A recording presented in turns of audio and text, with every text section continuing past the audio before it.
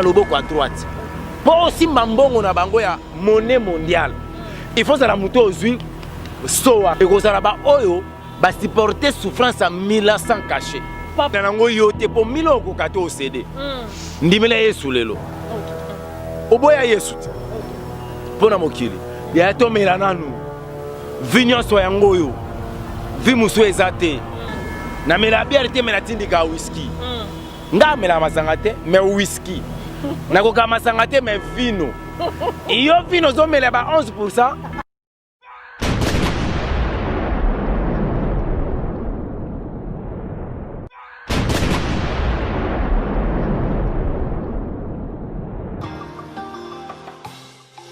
Nanga ezayo, doto nanga ezayo, nalingi yo na motema, sala nanga tinasuka, tindelanga banjelu, fungola lola na.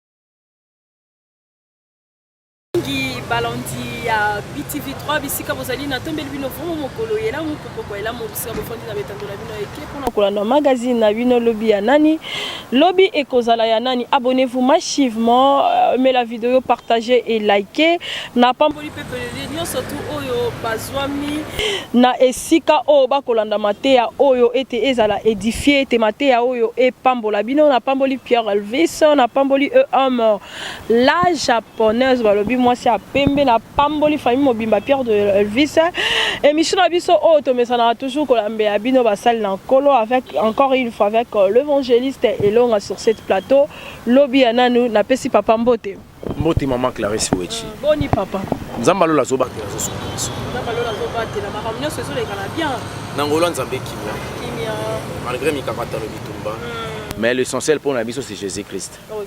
Le quoi tous en a Yesu et puis après tes biso encore vie.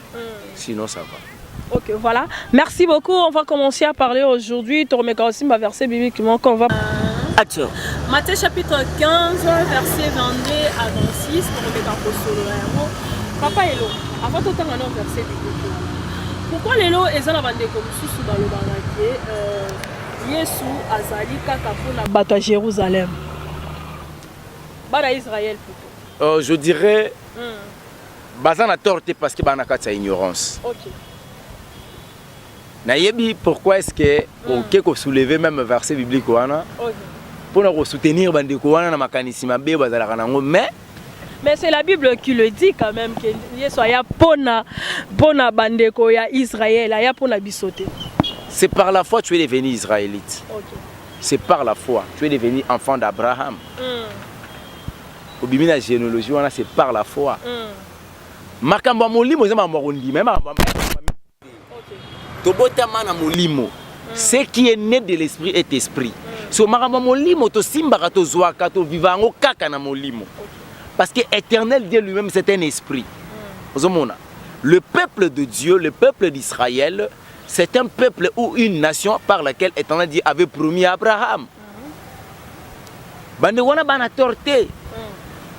Tolo baka bande ko musulman, bana torté. Mais bango sikoyo ba musulman. Bande ko ba ko lo makambo yo, Yesu ayaki pona ka bana Israël. Bon sikoyo nana yaka pona bango. Po bango Yesu abimi na généalogie David. David a outi na Isaac. Ko na pena généalogie to suka ba Isaac, Isaac Abraham. Bon sikoyo bango ba epena bango pa bimi na généalogie pe Abraham mais à travers Ismaël. Moi na Agar. Non, Jésus-Christ de Nazareth ayaki pour sauver l'humanité. Mais ce verset biblique wana ya Matthieu wana ndeko esika pena makambo efandi papa. Natango. Pour avoir une bonne compréhension. OK. Matthieu chapitre 15 verset 22 le 22 à 26 hein. 22 à 26. Natanga na kombo na Yesu. Amen. Jésus Christ. Et voici une femme cananéenne qui venait de ces contrées et lui cria: "Aie pitié de moi, fils de David. Ma fille est cruellement tourmentée par les démons." 23. Il ne répondit pas un mot et ses disciples s'approchèrent et lui dirent avec l'instance: "Renvoie-la car elle crie derrière nous." 24. Il répondit: "Il n'est pas, je n'ai été envoyé qu'au brebis perdu de la maison d'Israël. Voilà Yesu. 25. Mais il vint se prosterner devant lui, disant, Seigneur, secours-moi. 26.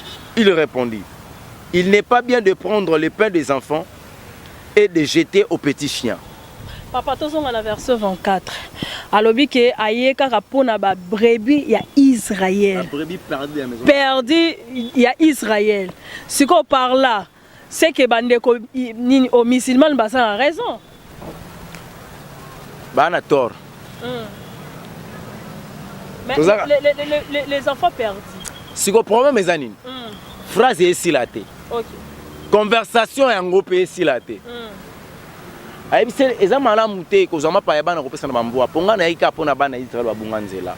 femmes se retrouvent comme cananéennes.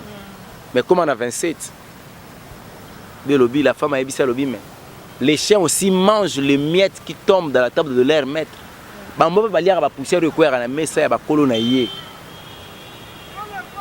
Et moi si condimanayo et bikision à 28. Non, c'est-à-dire que la femme cananéenne a bikikara par la foi pour na kondima. Mais en réalité Yesu aya pona bisoté. Est-ce que mon Jésus? C'est par la foi, on dit mais là tu as cru. Tant on dit mais lié, ne parlons tous de la vie éternelle. Mais la femme pour avoir guérison, moi il fallait qu'il a foi. Problème na biso na bandeko wana eza que baso ko vivre dans la foi té. Ba na posa ko palper ba simbi. Or erre l'homme oyo monité mandimi. Oyo asimbi té mandimi. Problème na biso ezali nini? Éternel Dieu a dit dans Jean chapitre 3 verset 16. Car Dieu a tant aimé le monde qu'il a donné son fils unique afin que car Dieu a tant aimé l'Israël ou car Dieu a tant aimé le monde. C'est que la Bible est un mbeli à double tranchant. Toloba bongo papa et l'homme.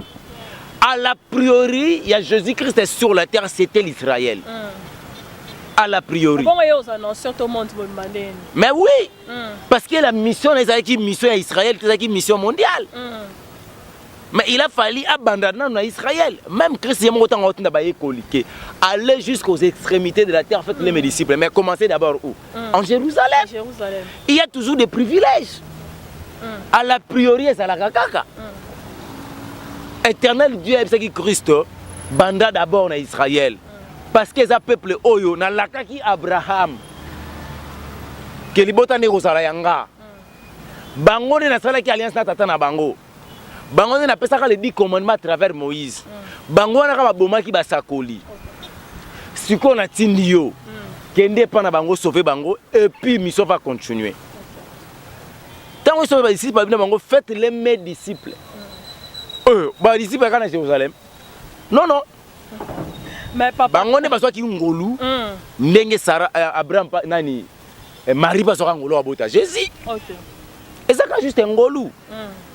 Siko bango kutu bato bango baswa ki ngolu bayamba ki. Ti lelo na Israël. Soki to biso sa musala o to sala na Israël, mtamu so basi ba lapider biso. Ti lelo. Bandima pe ka Yesu angote. Mais Yesu apesa bango privilège pour na bakutu ke sengete biloko abda tolo baka Yesu Christ abenga batu bambwa pour favoriser Israël. Oui. Bongo moto nyama o Bible lo beza nani. Ba pagano. Cette femme azaki mu pagano. Azalaki te na kati ya lignée ya bato bazalaki sauvé. Maintenant Christ avant mata sur la croix pour accomplir la mission et à sauver toute l'humanité. La mission c'est que kolongola bato pagano na vie mondaine, kolongola bato moto longola homme abima alonga homme animal. A comme un vrai mutu. Voilà pourquoi il a fallu que mutu abota maesika par l'esprit. Yango moni jazoloba ce qui est né de la chair est chair, ce qui est de l'esprit est esprit. Ce sont mutu abota miasikate, abota na molimote. Maza homme animal. Na nature ya mutu na capacité à osala du n'importe quoi au tamsuni ya maro sala ngote. Par exemple, il a parlé sur la pédophilie. Est-ce que ce monde n'a pas bamboa? Mboa mombala wa kusemboa mobile. Banyama kutelo ba kosati même mutu na niveau sala ngo. Toki encore plus bas que les katanyama. Mutu 500 tona nyama. Et loko oyo yemoko za mususu libata ko satana sosote. Mais mutake akesu na se. Donc c'est pour te dire que mutu sans la nature de Dieu. Katinaye, c'est un homme animal. Israël bazalaki ba homme animal. Voilà pourquoi encore là dans matinaki Jésus-Christ pour na koyeba ko pesa batu la nature de Dieu. Batu wana baboyi Jésus. Le quoi baboyaki à la priori ma parole est ki bango à la priori. Que to banda ko pesa bango. Parce que la femme là zalaki femme moko cananaïenne. Azalaki mupagano. Mais la femme c'est par la foi lobby que le champ aussi mange les miettes qui tombent dans la terre de leur maître. La femme connaissait que solution à problème y a moi naïe et zaka Jésus-Christ de Nazareth. Il y a un moment où tu ngamaye. So ils allaient à Moussou, quand il a l'ingala bonne, on a insulté. Et puis on a comme ça, des guerres réponses à Pessiga pardon, pas à embêter. Mais qu'est-ce que les enfants de Dieu qui comprendre vraiment en bref sur ce message? Il y a Matthieu 15 verset 22 à 26. Tu es tiens aussi à 28. Tu as 28 voilà. Bah comprendre que tu sois dans la rondima. Ah OK. Moi ça là il soit ça qui a lobby femme, ta foi est grande. Ataye soya ne pour na biso te ndima ka. Te soya pour na biso. Oh to ça mais la belle ba obikandeni. Na kombo Yesu. Salut les asous na Israël te. Ils sont partout dans le monde. Car Dieu a tant aimé le monde qu'il a donné son Fils unique. Afin que quiconque croit à lui, il suffit de croire ne périsse pas, mais qu'il y ait la vie éternelle. Pour cause de la vie éternelle, oh Yesu a mis là qui n'est pas juif. Et c'est un mouton soit dit Yesu. Attends mon pagan. Privilège des asous pour na bangote, privilège comme pour na battre musus. C'est ça.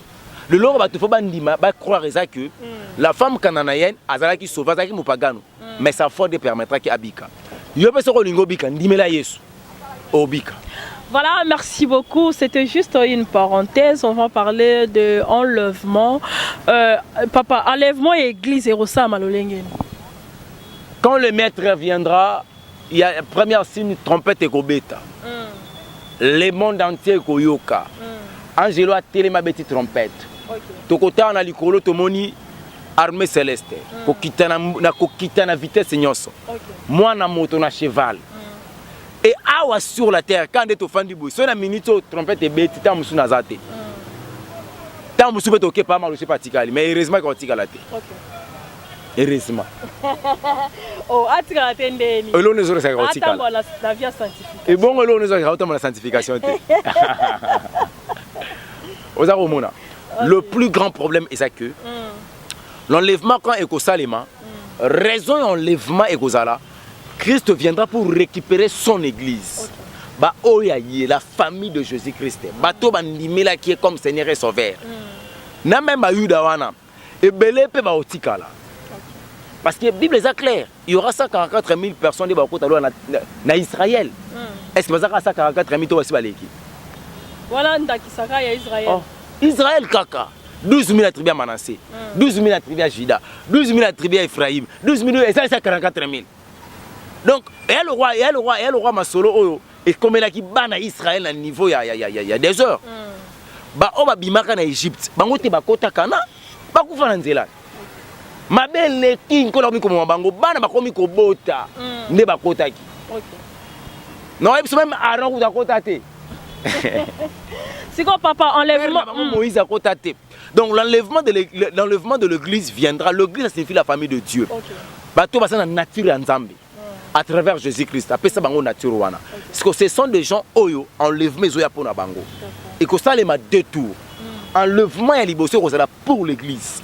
Bato basa qui sauver à cause ya makila Yesu Christ. Bango wana ni bandimela qui va sauver. Deuxième tour on va sauver à cause ya makila na yo moko. À cause de ma kilande nini mais quand peut ko limbola yango. Tangu siko esali que Yesu Kristo aye ba se ba we ba se ku ba ku feki na Yesu tomati na bango. Biso ba toto na ba mo toke congé vacances à Milan. OK. Wana l'inauguration ça limité. Armageddon bandi. Armageddon le on va sa préparation na mois d'octobre va ça ko activer religion mondiale. Religion mondiale ne proposer lobby gouvernement mondial. Après va proposer monnaie mondiale. À propos de la mission, tant que 1000 ans et l'on a rosalate Matthieu chapitre 15 verset 22 à 26 au tanga weko limwa ba luka maloba na nzambe ba omona ngote sikoyo gouvernement mondial ko imposer cachet 66 na franc et puis na loboko à droite pour aussi mbongo na bango ya monnaie mondiale il faut ça la muto ozui so wana soko boyango aussi mbongo na bango te o sombali pate o roliate o mata transport na bango te ba okyo na ba boloko ce que liwa pe ko zalate pendant 1000 ans après 1000 ans Jésus reviendra encore maintenant pour ko kanga satana ko lié ko ligoté o kende ko boake na moto po yemo ko fois inaugurer Lucifer a inaugurer l'enfer tant ko boaka ye voilà muto a inaugurer l'enfer yemo Satan yemo Lucifer ça elango ye OK ba ke ba boaki ye après ba yé kozwa sko ba démon na ye OK ba boaki bango pe na moto ba tuna so siko ba tikali na ba o ba sombi salut na bango le royaume de cieux na bango par leur propre sang na ba o ba zwa ki caché ba yé siko na jugement mission ya jugement ezali que éternel Dieu ne veut pas juger les gens d'une manière autolobara na droit à rendre justice moko sans pourtant à condamner Moutou sans que Moutou ayoka Moutou. Jugement rendu par défaut. Il faut s'ambisa yo. Et ceux-là qui seront sauvés, et que ça oyo, va supporter souffrance à 1100 cachés. Papa, Moutou a capable de supporter 1000 ans sur la terre. Azo soit caché et le roman roté à Fancy. Bazo bétaillé. 1000 ans, un an. Des ans, mais 1000 ans, papa. Et ça facilite. Il y a un lobby qui est par son sang. Parce que pour être comme l'anango yote, pour 1000 ans qu'on a cédé. Ndimela est sous le lot. Tant bon la sanctification de l'eau. Pour ça qu'on lève le lot ok. Na premier tour, na première session au Sobimi. Deuxième session ça roi césarienne. Au risque. Parce que ba risque ba 1000 ans. Au lingango pour anine. Et là, on sait que Otikala. Exactement, tu es Kobo. Oboya Yesut. Pour la mokili. Il y a tout mélanano. Vignon soyangoyo. Vimusu ezate. Na mela bière te mela tindika whisky. Nga mela masangate mais whisky. Na koka masangate mais vino. Iyo vino zo mela ba 11%. Bière ya 6%. Osaini. Whisky 42%. Yo koki yango moboyi bière siko viwana kuna siko yo na deuxième enlèvement et senga siko yo whisky te nanga sobe nanga te le whisky yo boy caché siko te le ngé tika whisky mais papa ça facile mutu ko tambo na via sanctification c'est facile. Si tu acceptes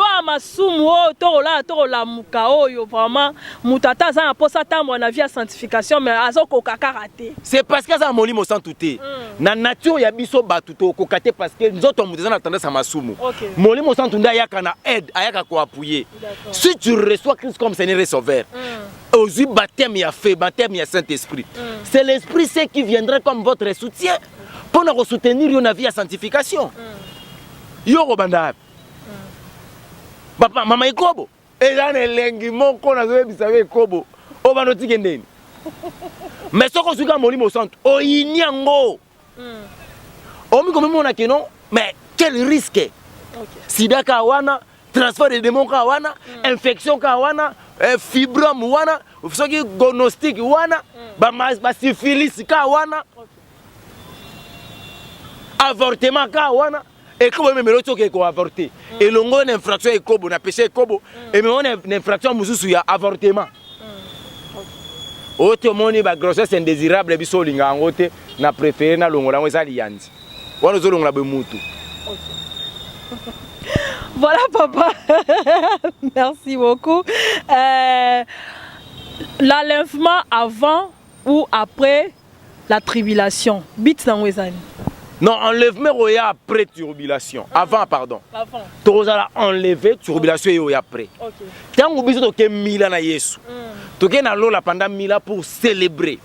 mille etikali ama ndesko turbilation ekoya Armageddon ye yo lingaki kobo ya kozwa caché on est-ce que gouvernement mondial ebimi et aux ana président de la République moko ya monde ba président tout mais makambo ça le mois d'octobre octobre 2020 c'est que tout ça diana ba signe enlèvement mais enlèvement yango approche vers la signe fungola Matthieu chapitre 24 te maman bilembo ya suka ezali ya komoni monisa OK Christ alobaki so bayoki ba guerre banzala ba tremblement de terre ezana suka te eze bandeli siko suka eza soki liloba oto oteya ekomi na suka siko ngelo ko sala nga mwa ko bangeza que liloba ngo de ekomi na kwenini muto asuka wa koyoka liloba eza nani azape wapi muto pa koya koteya muto asuka pa ko liloba suka pa liloba ekoma na suka muto ngo aza wapi est-ce que ça na coin muto fa teya muto asuka est-ce que ba sola déjà on ne sait pas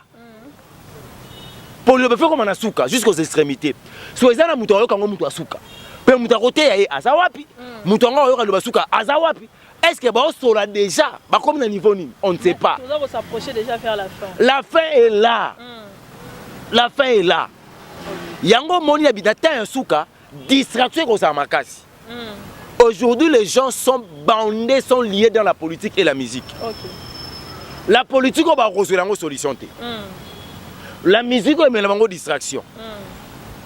Au monde bande on a biso kuna Fatibé béton. Fatibé béton. Bande on a biso kuna la muka. Bande on a biso kuna FFC. China Rambo. Boy na boy. Banda to banda ils ont sauvé Molimo na yo mutote. OK. Aujourd'hui, il faut parler même de l'indépendance de notre pays. 60 ans, le 30 juin. Le 30 juin, c'est déjà, non? Mais batega tomate ça dit dans ta kokata. 60 ans après. Aujourd'hui, ta machine. Et il y la solution même ya mboka oyo, ils ont dépendre de Molimo. OK. Alors Molimo roya soko muto yambi Christ comme Seigneur et Sauveur. Puis sera sauvé sur la terre. Maman, lola ya muto zara mabele. Lifelo ya muto zara mabele. Soko lukinzambe te lifelo yo muto osombi bien nangwa. Papa, après tribulation, après Makamwana, après 1000 ans, bah, tu vas suivre caché. Après 1000 ans, tu es tant que tu es 1000 ans, et salut que après 1000 ans, il y a soison et kanga satana. A ligoter. O bande wa yembi sebiso to lié. To kangié, to to lié na biso no satante. Distraction. On a lié une fois. Ba on lié et pas mettre. Aka fungoli faut la bois qui est. Na ba démon ne ba lié ba bois qui ba ngona moto mandi ko zika. Azui bato bazoki ba caché. Baye na jugement. Ba sambi sami. Après ko samba. Ba ke na condamnation na moto. Bona na mettre na pour choisir ça qui est. Ba o bazaka ki sauver na makina na bango moko na deuxième tour enlèvement. Baye pe ko raison na biso, mais ça la récompense. Voilà parce la récompense. Il récompense à nini? Au sein de Nzambe te Nzambe ko récompense na ndeni. Comme on les a sauvés na et continue à livre de vie mais na livre des souvenirs aux athées. Elle aura mouillé sur la croix. Le voleur sous la croix avait reçu le royaume des cieux, mais ça la récompense. Pour avoir qui jeunesse, c'est qu'on a qui mouyibi. Akufa mouyibi. Le jour où on a kufa mouyibi à reconnaître Jésus. Mais aujourd'hui, tu seras avec moi au paradis. À côté du paradis, ça récompense. Ça me fait faire. Papa, après Wana, Mokile Rosonga. Nouvelle terre viendra, nouvelle Jérusalem. Nzambe a kosala mokile asika. Akoye parce qu'on peut récompenser biso na nouvelle Jérusalem. Le lenge oyo bande ko servir Nzambe sur la terre. Nzamba ko chota na New York na ya nouvelle wana. OK. Ba o ba kozana ki senso pe ba kozala. Ba o ba kozana Gombe pe ba kozala. C'est par rapport au travail rendu au nom de Jésus-Christ de Nazareth pour na lokumu ya Nzambe na nouvelle terre, na nouvelle Jérusalem. Pour Nzamba osama bela sika liwe kozala te, nzale kozala te. Soué Nzamba zalaka na ngone den. Vivre. Cette fois-ci. Voilà, ok, merci beaucoup à toi Jonathan, vraiment, comme déjà presque mon Lili, tozo chité déjà. Moi, Lilobaya Souka papa, na tuni vision il y a enlèvement dans l'église vis-à-vis de Nzambe, ça qui vraiment nini, bit sango ça qui pena nini. Na lobi vision il y a enlèvement. Nzambe a la vision nini il y a enlèvement pour l'église ou bien pour na ba brebis na. Vision na ezali batuna ba la sauver, église na la sauver. Parce que ma belle qui mingi, le quoi ça la kaki noé qui na bomasumo qui na maïté. Moto pe ko ya tendenge ya na Sodome et Gomorrhe. il faut qu'on aille enlever ba oyanga donner ko zo ba oyanga na ko longola bango na mokili ya mabe ko mabelo ese baby emeli makila trop na longola ba oyanga pour na sala mabele ya sika donc mission ezali ba oya ye bazala sauver église na ye ezala sauver so qui église eza sauver mokili baluka mi nouvelle terre ye lisumu e ma kufa elongwe makamuni kufa elongwe lisumu elongwe ko inane elongwe bise on a bise siko tina mote ya kufa na kati ya lisumu poto zanga maman heureusement ko yo mlobeleli. C'est tout ce que j'ai compris. Moi, il est continué dans le sous. C'est qu'on a beau maïalelo, beau ya lobby gas. Donc, ça, l'ingi lobby n'a pas existé. Bon, qui ça le lobby là? N'a pas fait la bonne forte le lobby pour la zanga lobby nanga. Eh. Le tout bon que ça le lobby pour la lobby nabiso. Oui, que voilà, merci beaucoup peuple dédié. En tout cas, il faut vivre enlèvement. Hein. Les quatre vieillards, oh, Babois qui est là, sous mon tolé. Les 24 les vieillards. Donc il faut que mon ayango. Si non, mon zali a rosala ma bé, a rosala ma sumu posanga oh. Tant que rosé la nouvelle terre, to zangi yango et que ça mala umingute. Un message par rapport au peuple dédié puis un numéro de téléphone. Jésus-Christ revient maintenant. Quand je dis maintenant, ça signifie soit Zonga, tout bon la mité, maton dimelaye comme Seigneur et Sauveur. Le péché au Kabolabiso dans Zambé et le péché ne peut permettre au Kendeli Felo. Nangina yebisayo ko souffrir te pour na piaka. Mpiaka tende mi maolola. Mbozupete mi maolola. Mais le respect de la parole de l'Éternel en mettant ça en pratique, ça signifie être à la communion et à la sanctification avec l'Éternel Dieu. Ndo kotalola. Ko prier za malamu. Mais que tous sans ambezama, ils ont malamu mingi koleka. Donc en français qu'on prie ça bien, mais que tous sans ambezama mieux. Donc où mena na makolo ya Yesu Christ ko trahi nzambe te pona makamba mokili parce que mokili koleka na makambo na yango mais nzamba koleka te. Soko lingili felo sala choix, soko lingi Jésus Christ benga biso to solola. To la ki sa processus ndenge ni ko koma chrétien pour permettre au ko na vie chrétienne.